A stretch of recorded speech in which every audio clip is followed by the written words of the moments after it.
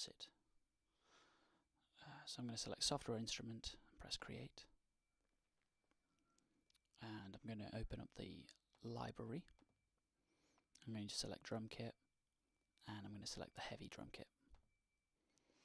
This would work for any MIDI instrument or any software instrument. I'm then going to right click over here, create an empty MIDI region. I'm going to stretch it so it's about 4 bars in length, because I'm going to reverse a cymbal and that lasts quite a lot of time. Double click on it and this will open up the editor. Just going to make that a little bit bigger so it's easier to work with. Now this is a little bit small at the moment, so what I'm going to do is I'm going to use the vertical zoom, and what will happen is next to the keys you should see the name of the file stored there. So we've got a crash right and a crash left. I prefer crash left, so I'm going to write some MIDI information now. I'm going to turn the mouse into a pen by pressing Command. I'm going to enter in a MIDI note. Once I've done that, I'm going to close the editor. I'm going to right click on the MIDI region in the timeline and bounce it in place. Bounce in place can be found under bounce and join and bounce in place if it's not at the top of that menu.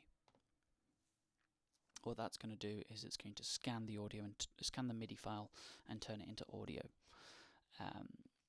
All of these settings here are about the name of the file, where do you want it to go. I want it to go on a new track. What do I want to do with the old track? Do I want to leave it alone, mute it or delete it? Do I want to add any effects, or do I want to take the effects off? I want to bypass the effects, so I'm going to take them off. Do I want to write any of the automation? And I don't. And finally, do I want to normalize it? Do I want to bring up the volume of it to its maximum volume? And this would be useful in this situation, so I'm going to normalize it. I'm going to press OK. And there we are. It's turned it from a MIDI event into an audio event, and that first one's gone grey because it's been muted. So here is the crash cymbal as audio. But I want it reversed. So to reverse an audio file, you first click on it, click on the audio region, press the inspector, and then inside the regions menu on the top left will be some options to mute that audio region or loop it.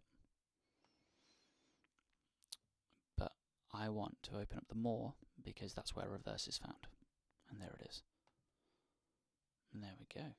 As you can see, the audio file has the audio transient has moved from the left hand side to the right hand side.